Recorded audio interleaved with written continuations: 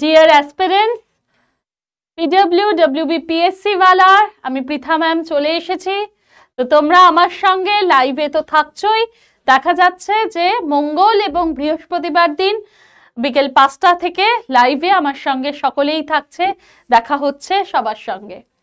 এবং সেইখানে আমি দেখেছি যে প্রচুর জন কমেন্ট করো লাইভ হয়ে যাওয়ার পর বা লাইভের মধ্যেও কমেন্ট করো যে ম্যাম একটু কিছু কি আমাদের নোটস প্রোভাইড করে দেবেন, একটু টপিক ওয়াইজ কি নোটস প্রোভাইড করে দেবেন।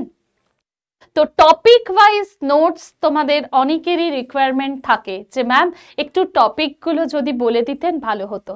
তো আমি যেমন তোমাদের কথা দিয়েছিলাম যে কিছু কিছু টপিক এসএলএসটির যেগুলো রয়েছে আমি তোমাদের সঙ্গে আলোচনা করে দেব, সেই রকমই আজকে চলে এসেছি নিউট্রিশনের নিয়ে আলোচনা করতে। এবার আজকে পুরোটা আমি করব না, আমি ধাপে ধাপেই করিয়ে দেবো তোমাদের। আজকে আমি পার্ট 1 করিয়ে দিচ্ছি, নেক্সট দিন আবার তোমাদেরকে তোমরা শীঘ্রই পেয়ে যাবে পার্ট 2টাও। ঠিক আছে, তো চলো আর দেরি না করে তাহলে শুরু করছি। নিউট্রিশন আমরা যেগুলো রয়েছে একদম সোজা, যেগুলো যেখান থেকে প্রিভিয়াস ইয়ারে কোয়েশ্চেন এসেছে আমি তোমাদের প্র্যাকটিসও করিয়েছি। ঠিক আছে, যেদিন লাইভে আমি প্রিভিয়াস ইয়ার থেকেও করিয়েছি এসএলএসটি 2016তে বা মাদ্রাসার পরীক্ষাতে 2023-এ এখান থেকে যেরকম প্রশ্ন এসছে সেগুলো করিয়েছি। তো সেই জায়গাগুলোই তোমাদের আজকে আমি আলোচনা করে দিচ্ছি, দেখে নাও সবাই। ঠিক আছে, চলো তাহলে শুরু করি। আচ্ছা, তো দেখো আজকে কি কি নিয়ে আলোচনা করে দেব আমি। আজকে আমি আলোচনা করে দেব হচ্ছে ACU নিয়ে আলোচনা করে দেব, অ্যাডাল্ট কনজাম্পশন ইউনিট। আচ্ছা, তারপর PCM আর RQ। SDA-টা স্পেসিফিক ডাইনামিক অ্যাকশন আজকে আমি আলোচনা করছি না। ঠিক আছে, চলো তাহলে কি কি টপিক নিয়ে আলোচনা করব সেটাও আমি তোমাদেরকে বলে দিচ্ছি, এখানে লেখাও আছে। চলো, তো ফার্স্ট আছে অ্যাডাল্ট কনজাম্পশন ইউনিট, এবং এই জায়গা থেকে কিন্তু আমরা দেখেছি যে প্রিভিয়াস ইয়ারে কিন্তু কোয়েশ্চেন এসেছে।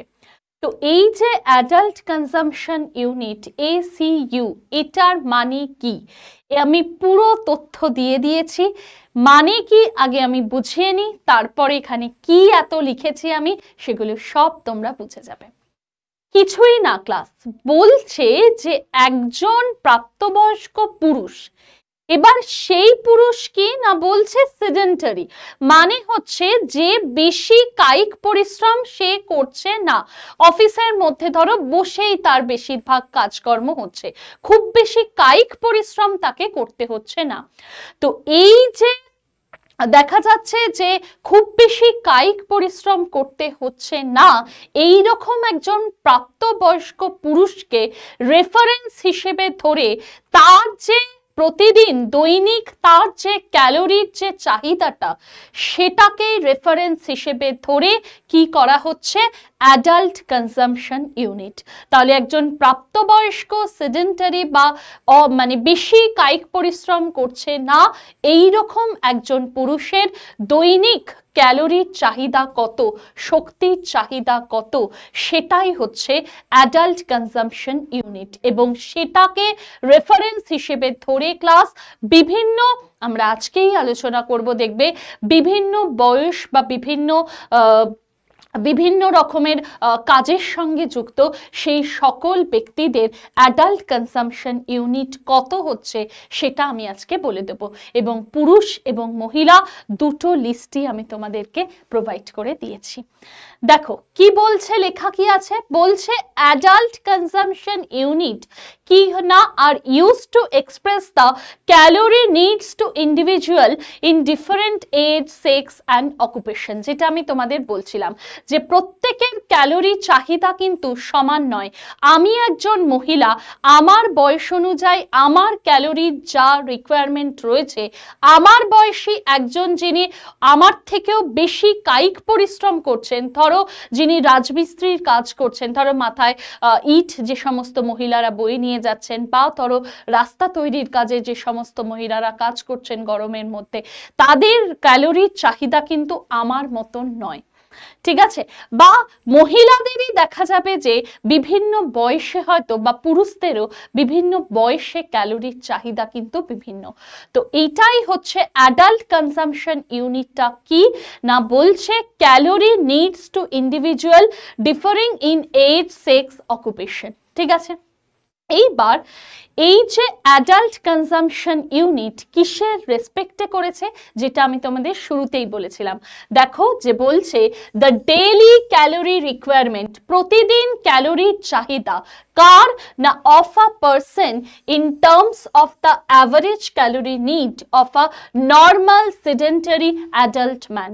অর্থাৎ একজন প্রাপ্তবয়স্ক স্বাভাবিক, অর্থাৎ স্বাভাবিক মানে রোগগ্রস্ত নয় আর কি, স্বাভাবিক সেডেন্টারি একজন পুরুষ, তার কত দিনের মধ্যে কত ক্যালোরির চাহিদা না 2400 কিলো ক্যালোরি।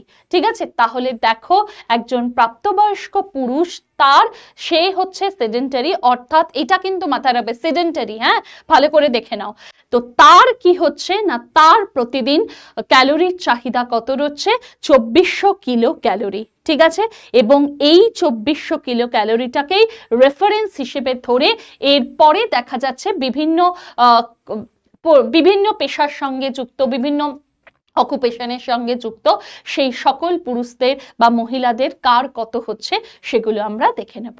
ঠিক আছে, আর এই যে 2400 কিলো ক্যালোরি অর্থাৎ একজন নর্মাল সেডেন্টারি অ্যাডাল্ট ম্যানের এই যে ডেইলি যে ক্যালোরির যে রিকোয়ারমেন্টটা, এটাকেই কি হচ্ছে না ওয়ান কনজাম্পশন ইউনিট হিসেবে ধরা হচ্ছে। এবং দেখো এটাই হলো কিন্তু আমাদের একটা এমসিকিউ। দেখে নাও, এই এমসিকিউটাই প্রিভিয়াস ইয়ারে দিয়েছিল, আমি তোমাদের করিয়েও দিয়েছি প্র্যাকটিসে। ঠিক আছে, এবং আজকে কিন্তু তার পুরো ব্যাখ্যা, পুরো সমস্ত নোটস দিয়ে দিয়েছি। কি এবার সবাই খুশি তো? তাহলে ডিয়ার অ্যাসপিরেন্টস, যেমন কথা দিয়েছিলাম, তোমরা যেরকম চেয়েছিলে আমি কিন্তু নোটসও প্রোভাইড করে দিয়েছি। তাহলে আচ্ছা, তাহলে দেখো adult consumption unit equal to কি হচ্ছে 2400 কিলো ক্যালোরি। ঠিক আছে, ডান, বেশ। এবং দেখো এখানে লেখাও আছে যে একজন অ্যাডাল্ট মেল যে সেডেন্টারি ওয়ার্ক করছে, অর্থাৎ অফিসে বসে বসে কাজ করছে, ঠিক আছে, খুব বেশি কায়িক পরিশ্রম করছে না, খুব বেশি হাঁটা চলা নেই, অফিসে বসে বসেই কাজ করছে, তার কত লাগছে না তার 2400 কিলো ক্যালোরি শক্তি প্রয়োজন লাগছে প্রতিদিন। ঠিক আছে, আচ্ছা এবার এবার এবার এবার সে কি দেখো, ইংলিশের পাশাপাশি বাংলাতেও নোটস আছে। তোমরা আমাকে বলেছিলে যে ম্যাম ইংলিশে দেবেন, বাংলায় নোটস দেবেন না। কি বলেছিলাম? ইংলিশ এবং বাংলা দুটো ভার্সনেই নোটস থাকে। এবং লাইভ চলাকালীন প্রচুর জন কমেন্ট করো যে ম্যাম নোটস কি শুধু বাংলাতেই থাকবে নাকি নোটস কি শুধু ইংলিশে থাকবে। আমি প্রতিদিন একটাই কথা বলি, আমার ক্লাসে আমি দুটো ল্যাঙ্গুয়েজে সমস্ত পরীক্ষা সমস্ত স্টুডেন্টদের দুটো ল্যাঙ্গুয়েজে নোটস প্রোভাইড করি। দেখে নাও, তাহলে যারা বাংলায় রয়েছে সেম জিনিস আছে, দেখে নাও। বলছে যে প্রাপ্তবয়স্ক গ্রহণ একক, যদিও এটা আমি লিখেছি কিন্তু তোমাদের আমি তাও সাজেস্ট করব যারা বাংলায় পড়ছো তারা কিন্তু অবশ্যই অ্যাডাল্ট কনজাম্পশন ইউনিট এটা কিন্তু পড়ো। ঠিক আছে, ACU এটা কিন্তু পড়ো। ঠিক আছে, ক্লিয়ার? আচ্ছা, তো দেখো লিঙ্গ এবং বয়স এবং পেশা অনুযায়ী এক একজনের ক্যালোরি চাহিদা কিন্তু দেখো এক এক রকমের হচ্ছে। তো একজন প্রাপ্তবয়স্ক ব্যক্তি দেখো দৈনিক ক্যালোরি চাহিদা, একজন প্রাপ্তবয়স্ক ব্যক্তি এবং সাধারণ কম শারীরিক পরিশ্রমযুক্ত সেডেন্টারি মানে আমি যেটা বলছিলাম, তার যে ক্যালোরি সেই চাহিদার ভিত্তিতে প্রকাশ করা হয়। এবং তার ক্যালোরি কত চাই না 2400 কিলো ক্যালোরি চাই। এবং এটাকেই রেফারেন্স হিসেবে ধরে এটাকে ওয়ান কনজাম্পশন ইউনিট হিসেবে গণ্য করা হচ্ছে। ঠিক আছে, তাহলে একজন প্রাপ্তবয়স্ক পুরুষ যিনি দৈনন্দিন জীবনে বেশি শারীরিক পরিশ্রম করেন না, তার কত ক্যালোরি প্রয়োজন হচ্ছে না তার 2400 কিলো ক্যালোরি তার শক্তির প্রয়োজন হচ্ছে। ঠিক আছে, এনার্জির দরকার পড়ছে। এইবার দেখো ক্লাস, ICMR যেটা প্রপোজ করেছে বিভিন্ন ভারতবর্ষের, অবশ্যই ভারতবর্ষের বিভিন্ন বয়সের কার কত লাগছে অ্যাডাল্ট কনজাম্পশন ইউনিট, আমি পুরো প্রোভাইড করে দিয়েছি। যার দেবে চোখ বন্ধ করে টিক মেরে আসবে, পুরো লিস্ট দিয়ে দিয়েছি, দেখে নাও। অ্যাডাল্ট মেল কি বলেছি, 1 কনজাম্পশন ইউনিট, ঠিক আছে। এইবার পুরুষদের থেকে মহিলাদের একটু কম হয়, তাই জন্য মহিলাদের কত হবে 0.8। আবার দেখো যারা শিশুদের 1 থেকে 3 বছর হলে কি হবে 0.4, আর শিশুরা যারা 4 থেকে 6 বছর বয়স পর্যন্ত, তাদের দেখো 4 থেকে 6 বছর মানে কি একটু দেখো তাদের ক্যালোরি বাড়ছে, তাই জন্য মানে ক্যালোরি রিকোয়ারমেন্ট আর কি, ক্যালোরির চাহিদা আর কি, ক্যালোরির প্রয়োজনীয়তা বাড়ছে, ঠিক আছে। তার কারণ তারা ধরো স্কুলে যাচ্ছে, তো ক্যালোরির চাহিদা একটু বাড়ছে, তাই জন্যই দেখো ক্যালোরির চাহিদা যেহেতু একটু বেড়েছে বা ক্যালোরি যেহেতু একটু মানে প্রয়োজন পড়ছে, তাই জন্য কিন্তু তাদের আবার অ্যাডাল্ট কনজাম্পশন ইউনিট দেখো একটু বেড়ে গেছে, ঠিক আছে। 1 থেকে 3 বছরের শিশুদের থেকে তাদের আবার কি হচ্ছে 4 থেকে 6 বছর যারা, তাদের কিন্তু অ্যাডাল্ট কনজাম্পশন ইউনিট একটু বেশি হচ্ছে। নেক্সট, আচ্ছা নেক্সট কি আছে দেখি। নেক্সট হচ্ছে দেখো আমি পুরো লিস্টটা দিয়ে দিয়েছি, যেটা আমি তোমাদের বলছিলাম যে এই যে, আচ্ছা তার আগে বলে নি এই লিস্টটা কিন্তু আমি আর বাংলায় করিনি, তার কারণ এটা খুব সোজা, আমি বলে দিচ্ছি ক্লাস একবার দেখে নাও সবাই। দেখো অ্যাডাল্ট কনজাম্পশন ইউনিট আমি পুরুষদেরটা আগে দিয়ে দিয়েছি। দেখো সেডেন্টারি মেল মানে বলেই দিয়েছি যিনি বেশি কায়িক পরিশ্রম করছে না অফিসে বসে বসে, তো তার ক্যালোরি নিড কত, তার শক্তি কত লাগছে, তার ক্যালোরি চাহিদা কত 2400 কিলো ক্যালোরি, এবং সেটাকেই কি হচ্ছে 1 হিসেবে ধরা হচ্ছে। ডান। এবার moderate worker mail, moderate worker মানে হচ্ছে যারা ধরো এই যে টিচিং প্রফেশনে রয়েছে বা ধরো মুদির দোকানে যিনি কাজ করছেন, ঠিক আছে, তো এরা হচ্ছে মডারেট ওয়ার্কার মেল, ঠিক আছে। তো তাদের কি হচ্ছে দেখো, তাদের ক্যালোরি নিডটা যেটা, ক্যালোরি চাহিদা যেটা, সেটা একটু বেশি হচ্ছে সেডেন্টারিদের থেকে, তাই জন্য দেখো তাদের ক্যালোরির চাহিদা কত, প্রতিদিন তাদের কত ক্যালোরির প্রয়োজন পড়ছে 2800 থেকে 3000 কিলো ক্যালোরি। প্লিজ ভ্যালুগুলো মুখস্থ করে নেবে, তার কারণ প্রিভিয়াস ইয়ারে তোমাদের 2400টা দিয়েছিল, তার মানে আপকামিং এ এই দুটো আসার সম্ভাবনা রয়েছে, ঠিক আছে, সেজন্য আমি দিয়ে দিয়েছি, তোমরা প্লিজ সবাই মুখস্থ করে নিও, ঠিক আছে। তাহলে মডারেট ওয়ার্কার মেল যারা, তাদের শক্তির কত চাহিদা লাগছে, প্রতিদিন তাদের কত কিলো ক্যালোরি শক্তির প্রয়োজন পড়ে 2800 থেকে 3000 কিলো ক্যালোরি, এবং দেখো সেই ক্ষেত্রে 1-এর থেকেও বেশি হবে, সেজন্য কত হয়েছে অ্যাডাল্ট কনজাম্পশন ইউনিট 1.2, এবং এই ভ্যালুটাও দিতে পারে যে 1 adult consumption unit equal to কত কিলো ক্যালোরি, কিসে টিক মারবো 2400 কিলো ক্যালোরি, বোঝা গেছে। এবার স্বাভাবিক 2400 থেকে যদি কারোর একটু বেশি ক্যালোরির প্রয়োজন পড়ে, তার মানে কি অ্যাডাল্ট কনজাম্পশন ইউনিটও বেড়ে গেছে, দেখো কত হয়ে গেছে 1.2। আবার যারা হেভি ওয়ার্কার মেল, একদম প্রচুর মানে একদম কায়িক পরিশ্রম করছে, রাজমিস্ত্রি ধরো, ঠিক আছে, বা ধরো রাস্তায় একদম কাজ করছে, বা যিনি চাষি ধরো মাঠের মধ্যে কাজ করছেন, এগ্রিকালচারাল কোনো ফিল্ডে কাজ করছেন, তার ক্ষেত্রে কিন্তু ক্যালোরি নিড প্রচুর বেশি হয় এবং সব থেকে বেশি থাকে। তার কত ক্যালোরির চাহিদা দেখো 3800 থেকে 4000 কিলো ক্যালোরি, এবং দেখো সেই হিসেবেও অ্যাডাল্ট কনজাম্পশন ইউনিটটাও কিন্তু বৃদ্ধি পাচ্ছে, ঠিক আছে। তাহলে সেডেন্টারির থেকে দেখো অ্যাডাল্ট কনজাম্পশন ইউনিট এদের কিন্তু বেড়ে গেছে। ওকে, আচ্ছা এই গেল হচ্ছে পুরুষদের পুরো চার্টটা। এরপর দেখে নেব হচ্ছে মহিলাদের চার্ট। আচ্ছা ফার্স্টেই দেখো মহিলাদের সেডেন্টারি ফিমেল, তো দেখতেই পাচ্ছ যে পুরুষদের থেকে কিন্তু কম ক্যালোরি লাগছে, কত 1900 থেকে 2000 কিলো ক্যালোরি লাগছে, এবং সেই জন্য অ্যাডাল্ট কনজাম্পশন ইউনিট দেখো কত হয়ে গেছে 0.8।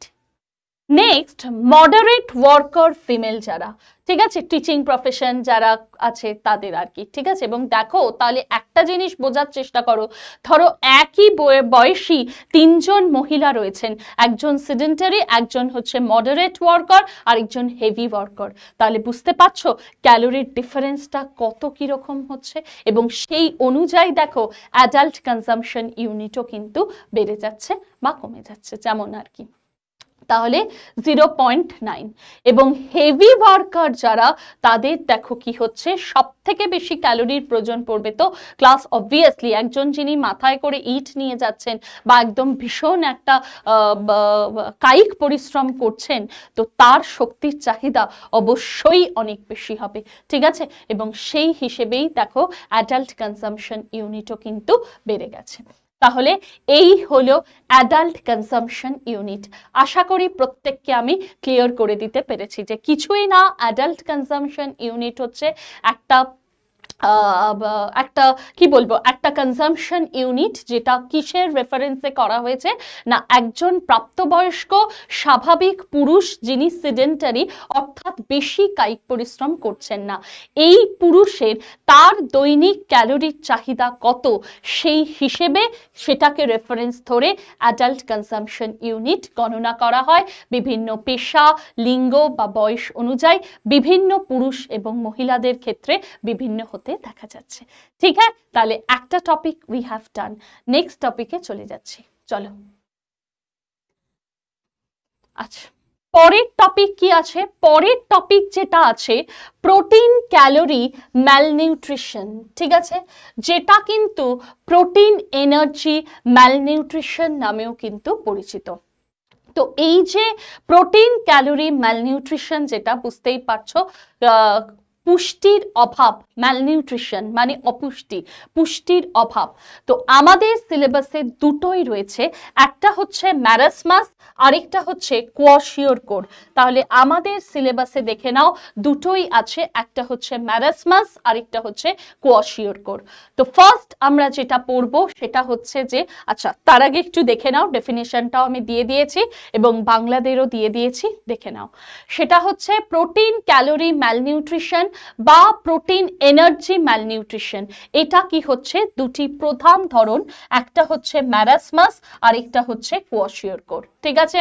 আচ্ছা, এবং দেখতেই পাচ্ছ প্রোটিন এবং ক্যালোরির অপুষ্টির ফলে যে রোগটি হতে দেখা যাচ্ছে সেটাই হচ্ছে ম্যারাসমাস এবং কোয়াশিওরকর। এইবার দেখো, আশা করি তোমাদের কোনো অসুবিধা নেই, আমি সমস্তটা পুরো লিস্ট দিয়ে দিয়েছি, ঠিক আছে।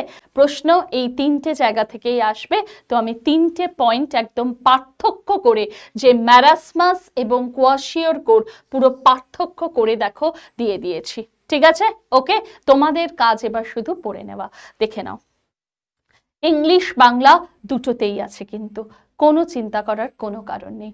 আগে আমাকে তো যে কোনো একটাতে বলতেই হবে, তো আমি আগে ইংলিশে বলে নিচ্ছি, নিয়ে সেম জিনিস বাংলাদেরও আছে, দেখে নেবে একবার। সেটা হচ্ছে ম্যারাসমাস। ফার্স্টেই দেখো কি রয়েছে, দেখা মানে কোয়েশ্চেন কিরকম আসবে এমসিকিউ অনুযায়ী একদম পুরো আমি এটা বানিয়েছি, দেখে নাও। তো ফার্স্ট এমসিকিউ হচ্ছে ম্যারাসমাস কাদের দেখতে পাওয়া যাবে? 1 বছরের নিচে শিশুদের ক্ষেত্রে দেখো ম্যারাসমাস দেখতে পাওয়া যায়, ঠিক আছে। আর কোয়াশিওরকর কি হবে না, কোয়াশিওরকর হচ্ছে 5 বছরের নিচে শিশুদের কি দেখতে পাওয়া যাবে, কোয়াশিওরকর দেখতে পাওয়া যাবে। ক্লিয়ার হলো, পুরো বোঝা গেছে। তাহলে ম্যারাসমাস আর কোয়াশিওরকরের ফার্স্ট যেটা সেটা কিন্তু দেখে নিও, এবং আমি আশা করি তোমাদের এমসিকিউ কি আসবে বোঝাতেও পেরে গেছি, ঠিক আছে। ডান, দেখো তাহলে এইটা হলো ফার্স্ট এমসিকিউ, ঠিক আছে। সবার ওকে, ডান তো, কারো কোনো অসুবিধা নেই, ঠিক আছে। তো এবার আসি পরের পয়েন্টে, যেটা থেকে আরেকটা ইম্পর্টেন্ট এমসিকিউ, এবং এই এমসিকিউ আসার সমূহ সম্ভাবনা রয়েছে তোমাদের। যদি বলে ক্লাস প্রোটিন এবং ক্যালোরির উভয়েরই অভাব, ঠিক আছে, deficiency of both protein and calorie, তখন আনসার করবে ম্যারাসমাসে। আর যদি লেখা থাকে ক্লাস ডেফিসিয়েন্সি অফ প্রোটিন, তখন আনসার করবে কিন্তু কোয়াশিওরকর। ভালো করে শুনে নাও, দেখে নাও, তোমরা ভালো করে কোয়েশ্চেন পড়ে দেখবে। যদি লেখা থাকে যে প্রোটিনের শুধু ডেফিসিয়েন্সি, শুধুমাত্র যে only the deficiency of protein, then the answer is কোয়াশিওরকর। আর যদি বলা হয় যে বোথ, দেখো লেখা আছে প্রোটিন অ্যান্ড টোটাল ক্যালোরি, তখন কি হবে বলো তো, ম্যারাসমাস। বোঝা গেছে? পুরো ক্লিয়ার হলো? ডান। তাহলে আশা করি প্রথম এবং দ্বিতীয় প্রশ্ন পুরো ক্লিয়ার হয়েছে। এবং এখানে আমি একটা কথা বলে দিই, কিরকম প্রশ্ন এই জায়গাটাতে আরেকটু ভাবেও প্রশ্ন আসতে পারে, ওই জন্যই আমি সবসময় বলি যে পুরো কনসেপ্ট ক্লিয়ার করে নাও। দেখবে প্রাইমারিতে একটা প্যাটার্নে কোয়েশ্চেন থাকে। প্রাইমারিতে কোয়েশ্চেন কিরকম থাকে, প্রাইমারি যখন প্রাইমারি টিচারের তোমরা যদি কেউ পরীক্ষা দিয়ে থাকো, দেখবে এইরকম কোয়েশ্চেন থাকে যে তুমি একজন শিক্ষক বা শিক্ষিকা হিসেবে দেখলে যে ছাত্র বা ছাত্রীর মধ্যে প্রোটিনের অভাব রয়েছে, তো তুমি তাকে কোন রোগে সে আক্রান্ত কি বলবে, এইরকম টাইপের, মানে মোটামুটি আমি একটা ধারণা দিলাম, এইরকম কোয়েশ্চেন আসে। তো তোমাদেরও যদি এই প্যাটার্ন ফলো করে কোয়েশ্চেন আসে, কিরকম কোয়েশ্চেন আসবে জানো? যে তুমি দেখলে যে ছাত্রছাত্রীদের মধ্যে 5 বছরের নিচের একজন ছাত্র বা ছাত্রী, তার দেখলে যে তার প্রোটিনের অভাব রয়েছে, তাহলে একজন শিক্ষক বা শিক্ষিকা হিসেবে সেই শিশুটি কোন রোগে আক্রান্ত বলে তুমি মনে করছো। তো তখন দেখো 5 বছরের নিচের শিশু এবং সে প্রোটিনের অভাবে ভুগছে, তো তার মানে কি হবে আনসার? কোয়াশিওরকর। বোঝা গেছে? ক্লিয়ার হয়েছে? যে এক কি বলেছে না, যে বিলো দ্য এজটা কি না, বিলো 5 ইয়ার্স। আরেকটা হচ্ছে কি বলেছে না, deficiency of protein, he or she is suffering from deficiency of protein. তো তুমি তাহলে কোন রোগটা হয়েছে, মানে সে কিসে সাফার করছে, কি প্রেডিক্ট করবে, তো তখন কিসে আনসার করবে? কোয়াশিওরকর। তো এই জন্য না এই বেসিক জায়গাগুলো থেকে একটু কনসেপ্ট ক্লিয়ার করে তোমরা পড়ো, হ্যাঁ, তার কারণ এইরকম প্যাটার্নেও কিন্তু কোয়েশ্চেন আসার সম্ভাবনা রয়েছে। ঠিক আছে? আরেকটাও কি প্যাটার্ন আছে, সিমটমস দিয়ে দিতে পারে, সেটা কি হবে আগে আমি তোমাদের বলে নিই, সিমটমসটা পড়িয়ে নিই, তারপর কি হবে কোয়েশ্চেন সেটাও বলে দিচ্ছি। দেখো, আচ্ছা তার আগে একটু বাংলারা দেখে নাও। ম্যারাসমাস 1 বছরের কম বয়সী শিশুদের হতে দেখা যায়, আর কোয়াশিওরকর হচ্ছে 5 বছরের কম বয়সী শিশুদের ক্ষেত্রে দেখা যাচ্ছে। নেক্সট হচ্ছে কারণ, প্রোটিন এবং ক্যালোরি দেখো উভয়েরই যদি ঘাটতি হয়, অভাব হয়, তখন হচ্ছে ম্যারাসমাস। আর কোয়াশিওরকর হচ্ছে কি, শুধু যদি প্রোটিনের ঘাটতি হয় তখন কোয়াশিওরকর। এবার গল্প হচ্ছে, আমি এখানে না কারণ লিখিনি, তার কারণ হচ্ছে যে কারণ তোমাদের পারবে, কারণ নিয়ে প্রশ্ন থাকবে না, প্রশ্ন থাকবে ওই ম্যারাসমাস কিসের অভাবে, কোয়াশিওরকর কিসের অভাবে। যাই হোক, তো এই ম্যারাসমাস কোয়াশিওরকর কেন হয়, ভারতবর্ষের সাপেক্ষে যদি দেখি, তাহলে একটা তো প্রধান কারণ হচ্ছে দারিদ্রতা। ঠিক আছে? এবং দারিদ্র সীমার নিচে যারা বসবাস করছেন এবং যাদের ঠিক মতন পুষ্টি হয় না, তো সেই সমস্ত শিশুরা কিন্তু এই ম্যারাসমাস কোয়াশিওরকর রোগে আক্রান্ত হয়, এটা একটা কারণ। এছাড়াও আরো একটা খুব ইম্পর্টেন্ট কারণ যেটা বর্তমানে দেখা যাচ্ছে, সেটা হচ্ছে যে শিশুরা যারা মাতৃদুগ্ধ পান করছে, ঠিক আছে, যারা ব্রেস্ট মিল্ক ফিড করছে, সেই সমস্ত শিশুদেরকে কি করছে না, ব্রেস্ট মিল্কটাকে ছাড়িয়ে দিয়ে তাদের সাপ্লিমেন্ট খাবারে অভ্যাস করানো হচ্ছে। এবার এই যে ফুড সাপ্লিমেন্টগুলো দেয়া হচ্ছে, তাতে হয়তো দেখা যাচ্ছে যে যথেষ্ট পরিমাণে প্রোটিন নেই, যে পরিমাণে প্রোটিন, কার্বোহাইড্রেট বা ফ্যাট থাকার কথা, সেই সম পরিমাণ বা সেই পরিমাণ প্রোটিন বা অন্যান্য যে খাদ্য উপাদানগুলো, নিউট্রিয়েন্টসগুলো, সেগুলো হয়তো থাকছে না। তো তার ফলেও কি হচ্ছে, সেই শিশুটি কোয়াশিওরকর বা ম্যারাসমাস রোগে আক্রান্ত হচ্ছে। বোঝা গেল? পুরো ক্লিয়ার হয়েছে? তো এইটা হচ্ছে মেইন দুটো কারণ, যে একটা হচ্ছে যে তাড়াতাড়ি তাদেরকে ব্রেস্ট মিল্ক থেকে সরিয়ে দিয়ে, তাকে ব্রেস্ট মিল্ক না ফিড করিয়ে তাকে সাপ্লিমেন্টের উপরে ভরসা করানো হচ্ছে। ঠিক আছে? তো তার ফলেও কিন্তু দেখা যাচ্ছে যে এই দুটো রোগ কিন্তু ডেভেলপ করছে। নেক্সট, এইবার যেটা হচ্ছে দেখে নাও, এই দুটো রোগের আমরা এখন যেটা পড়ব সেটা হচ্ছে উপসর্গ বা সিমটমস গুলো পড়ব। কি আছে দেখো, সিমটমস। প্রথমে ম্যারাসমাস, এবং আমি কেন ছবি দিয়েছি, যদি সিমটমস দিয়ে প্রশ্ন থাকে যাতে তোমাদের কোনো অসুবিধা না হয় সেই জন্যই ছবি দিয়েছি। এবং আমি কিন্তু ক্লাসে এই ছবি দিয়েই পড়াই। মানে তোমরা যখন ক্লাস যারা যারা করো তারা জানো যে আমার ক্লাস মানে পুরো ছবি দিয়ে, তার কারণ ছবি দেখো পুরো সিনারি একদম ছবির মতন হয়ে যাবে, পুরো মগজাস্ত্র হবে, একদম বাইরে বেরিয়ে যাবে না বা ট্যানজেন্টলিও যাবে না, পুরো মগজের একদম ভেতর দিয়ে যাবে এবং ভেতরে স্টোর হয়ে যাবে, বাইরেও আর বেরোবে না। তো এই যে ছবিটা দেখছো তোমরা, এই ছবিটা দেখে কি দেখা যাচ্ছে, কি বুঝছো? ছবিটাতে দেখবে এই যে শিশুটা, তার সাবকিউটেনিয়াস ফ্যাট প্রায় নেই বললেই চলে, অর্থাৎ তার দেখো চর্মের নিচে দেখো ফ্যাট পুরো নেই বললেই চলে, তার হাত পা গুলো দেখো, এবং তার যে রিবস পাঁজর হাড় দেখো সেগুলো কি হচ্ছে পুরো প্রমিনেন্ট, দেখো ভালোভাবে দেখো পুরো এরকম বোঝা যাচ্ছে একদম, সেই জন্যই ছবিটা দিয়েছি। তো এই শিশুটা হচ্ছে কোন রোগে আক্রান্ত বলতো? এই ম্যারাসমাস, অর্থাৎ এই প্রোটিন এবং ক্যালোরি উভয়েরই অভাবে ভুগছে এই শিশুটি। দেখো কি লেখা আছে, লেখা আছে almost devoid of subcutaneous fat, প্রায় নেই বললেই চলে, আর ইডিমা ইজ অ্যাবসেন্ট। এটার মানে কি আমি একটু পরে এক্ষুনি বলে দিচ্ছি, ঠিক আছে? এবং দেখো রিবস বিকাম ভেরি প্রমিনেন্ট, পাঁজরগুলো একদম পুরো ভালোভাবে পুরো বোঝা যাচ্ছে। আচ্ছা, বাংলারাও সেম লেখা আছে, একবার দেখে নাও যে ত্বকের নিচে চর্বি মানে বা ফ্যাট প্রায় থাকে না। শোথ বা ইডিমা, তোমরা এটাকে ইডিমাও পড়ো, ঠিক আছে? বাংলারা কিন্তু যখনই পড়বে বাংলায় পড়ো, আমার কোনো আপত্তি নেই, ঠিক আছে? বাংলাতে পড়ো, ঠিক আছে? এটা বোঝা যাচ্ছে না, দাঁড়া গায়ে গায়ে হয়ে গেছে, তো বাংলায় পড়ো, আমার তাতে কোনো অসুবিধা নেই, কিন্তু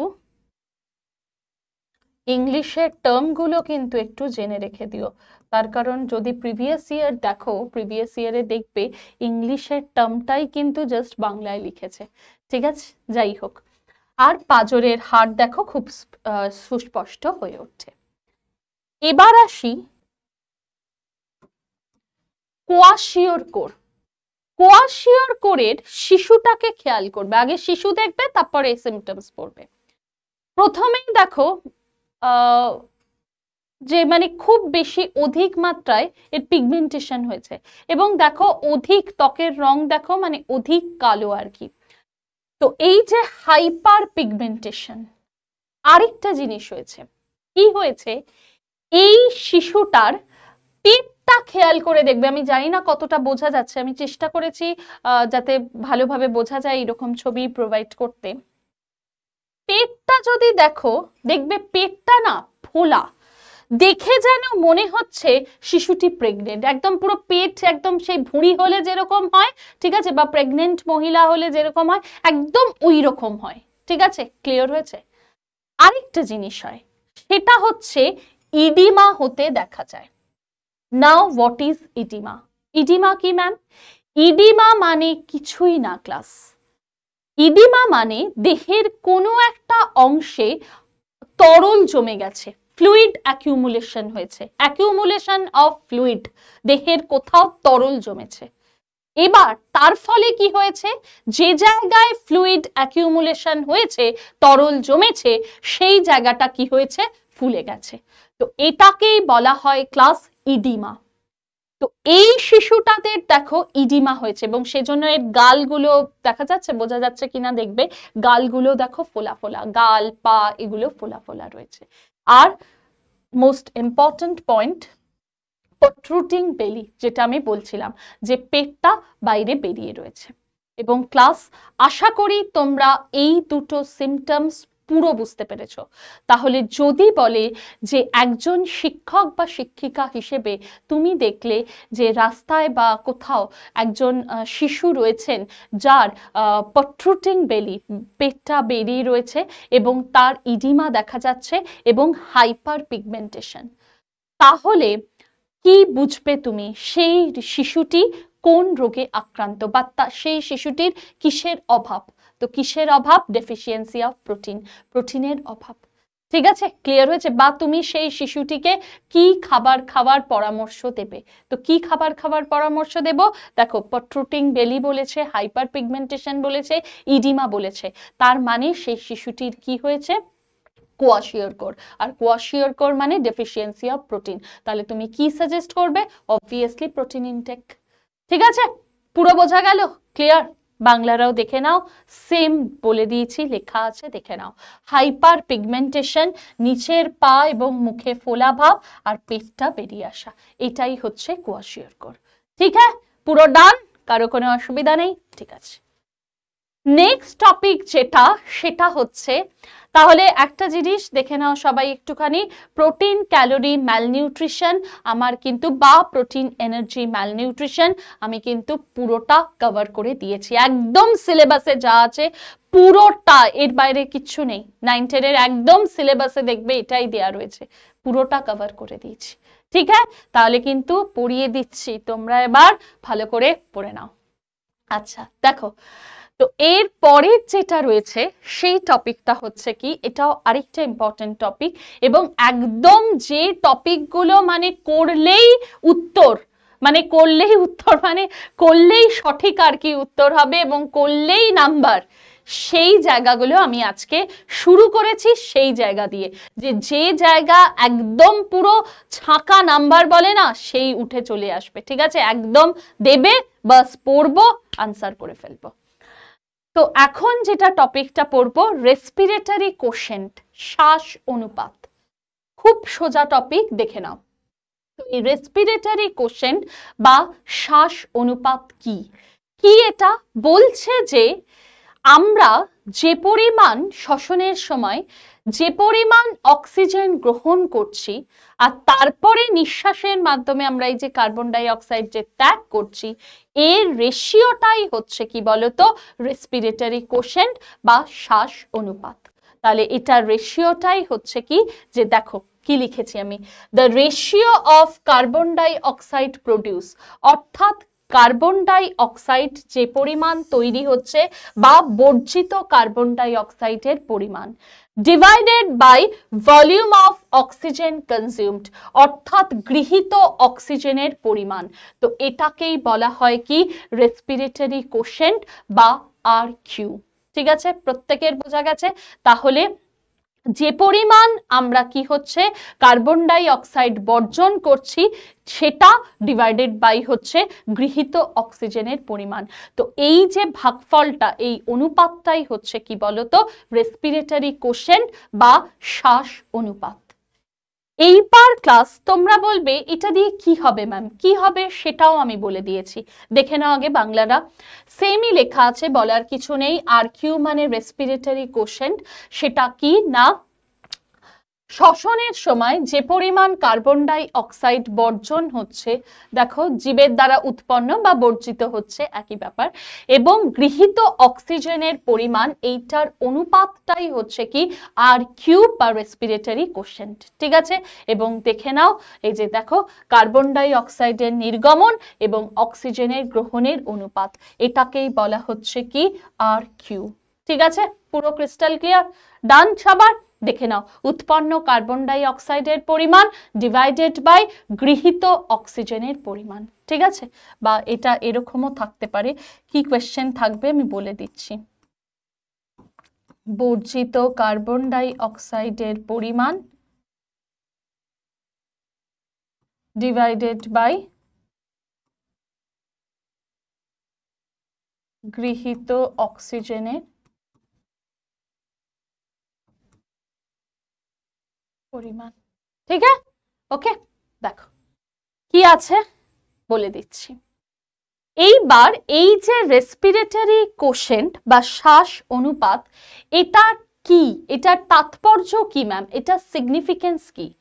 কিছুই না, এই রেসপিরেটরি কোশেন্ট বা শ্বাস অনুপাত দিয়ে আমরা বুঝতে পারি যে একটা কোষের মধ্যে শ্বসন বস্তু বা রেসপিরেটরি সাবস্ট্রেট কি আছে। তাহলে এটা দিয়ে আমরা কি বুঝতে পারি? এটা দিয়ে আমরা এটাই বুঝতে পারি যে একটা কোষের মধ্যে রেসপিরেটরি সাবস্ট্রেট সেটা কার্বোহাইড্রেট আছে, নাকি সেটা প্রোটিন আছে, নাকি সেটা ফ্যাট আছে, নাকি অন্য কোনো কিছু আছে শ্বসন বস্তু, সেটা আমরা বুঝতে পারি কি দিয়ে? না রেসপিরেটরি কোশেন্ট বা শ্বাস অনুপাত দ্বারা। তাহলে দেখো রেসপিরেটরি কোশেন্ট বা শ্বাস অনুপাত কি? না শরীরের মধ্যে শ্বসন বস্তু কি আছে, শর্করা নাকি প্রোটিন নাকি ফ্যাট, কোন প্রকারের খাদ্য ভাঙছে, ভেঙে শক্তি তৈরি হচ্ছে, সেটাকেই আমরা বুঝতে পারি। ঠিক আছে, পুরো ক্লিয়ার হয়েছে? আচ্ছা, এবং অবভিয়াসলি ক্লাস জিনিসটা বোঝো যে কার্বোহাইড্রেট, ফ্যাট এবং প্রোটিনের কথা যখন লিখেছি এবং যখন বলছি যে রেসপিরেটরি সাবস্ট্রেট বা শ্বসন বস্তু কার্বোহাইড্রেট আছে না প্রোটিন আছে না ফ্যাট আছে, সেই অনুযায়ী রেসপিরেটরি কোশেন্ট হচ্ছে, তার মানে এই যে তিনটে রয়েছে কার্বোহাইড্রেট, প্রোটিন, ফ্যাট, কোনটা থাকবে সেই অনুযায়ী আরকিউ এর ভ্যালু কিন্তু ডিফার করে। ঠিক আছে, আমি লিস্ট প্রোভাইড করে দিয়েছি, এক্ষুনি দেখিয়ে দিচ্ছি।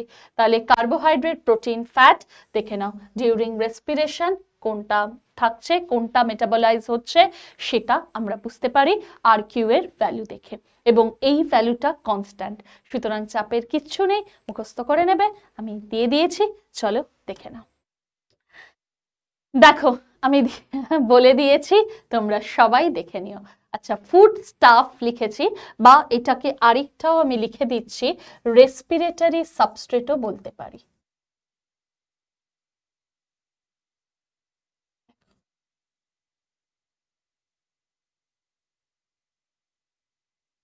ঠিক আছে, ওকে। এবার যদি কার্বোহাইড্রেট হয় ক্লাস, তাহলে দেখো শ্বাস অনুপাত কত হবে, আর কিউ কত হবে, 1। কেন জানো ক্লাস? জিনিসটা বোঝো, এটা খুব সিম্পল, খুব সোজা একটা ব্যাপার, খুব সোজা, খুব সোজা মানে খুব সোজা। কি হয় ক্লাস, এই যে 1 আসছে, কখন আসছে জানো? যখন অ্যারোবিক রেসপিরেশন হচ্ছে, অর্থাৎ যখন সবাত শ্বসন হচ্ছে। এই যে তোমরা আমাদের দিয়ে দেখো, মানুষ দিয়ে দেখো, আমাদের তো অ্যারোবিক রেসপিরেশন হচ্ছে, আমি ওই special case lactic acid fermentation ওটা বাদ দিলাম, জেনারেল বলছি, অ্যারোবিক রেসপিরেশন হচ্ছে।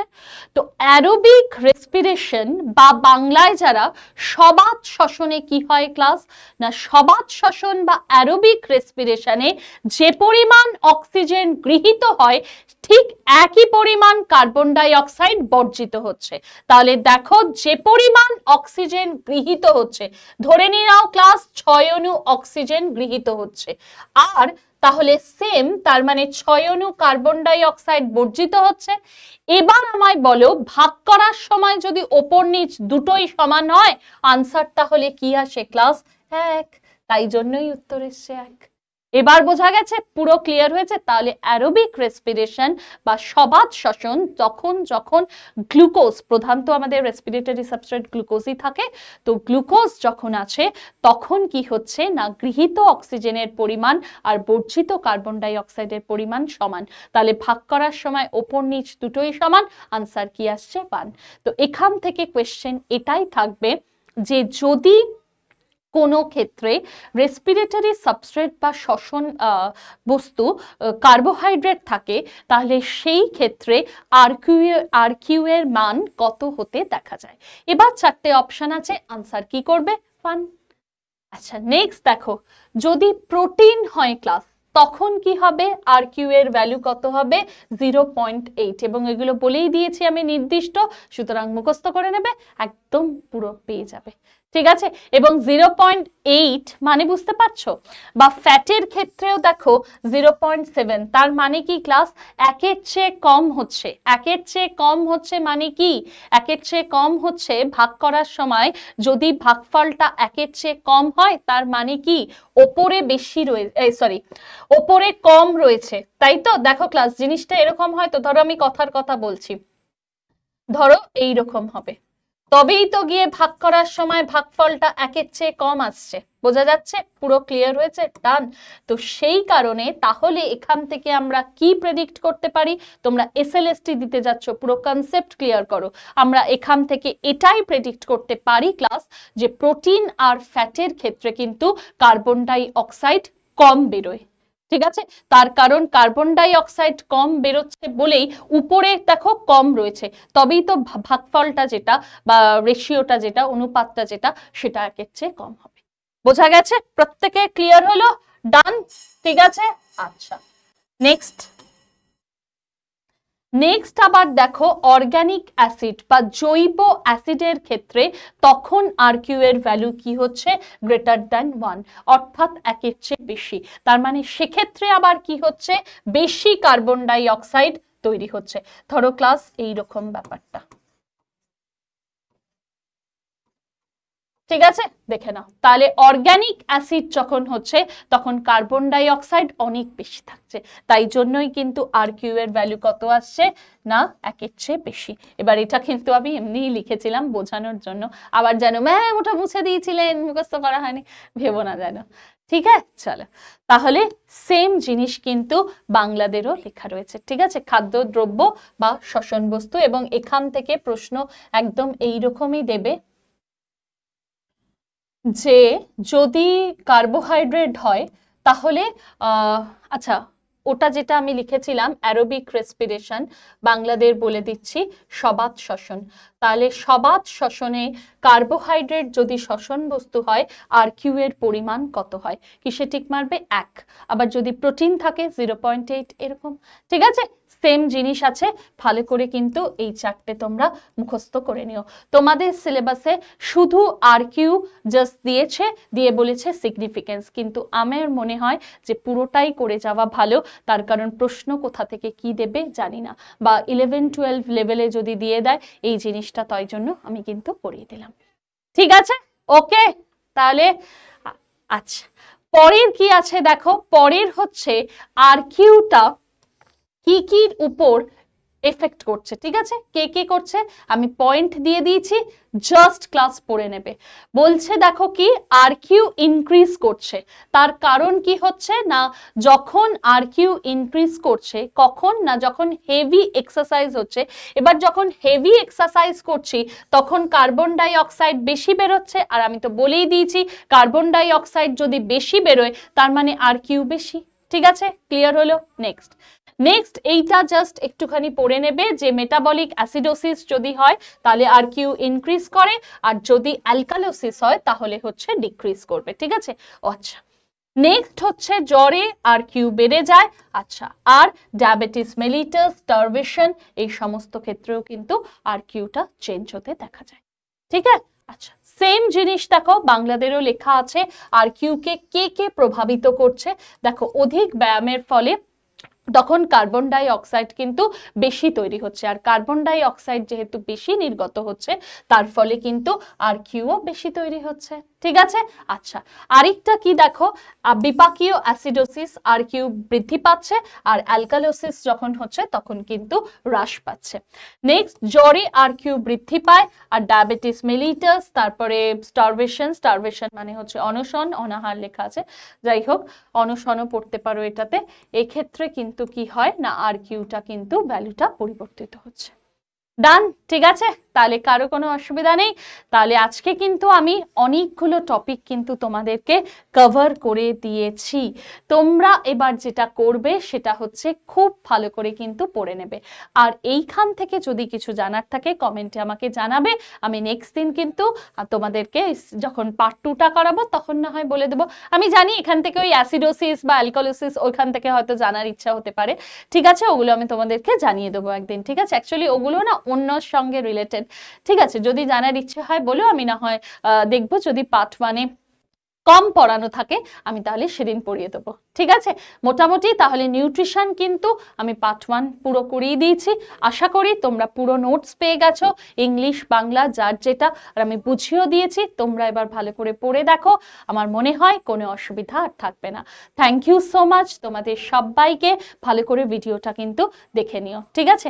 আর কমেন্টে কিন্তু যদি ভালো লাগে লাইক তো করবেই অবশ্যই, আর তোমাদের বন্ধুদের সঙ্গে যারা যারা লাইফ সায়েন্সের প্রস্তুতি নিচ্ছে সকলের সঙ্গে কিন্তু শেয়ার করে দিও, ঠিক আছে? আর কমেন্টে জানিও আর কি কি রিকোয়ারমেন্ট আছে, তো তাহলে কি হবে বলো তো, আমি সেই অনুযায়ী দেখে দেখে তোমাদেরকে করিয়ে দেবো, ঠিক আছে? চলো তাহলে সবাই ভালো থাকো, আর পড়াশোনা সবে আমি শুরু করেছি, তো আরো এরকম অনেক অনেক টপিক ওয়াইজ কিন্তু থাকছে, দেখতে থাকো, ঠিক আছে? চলো টাটা।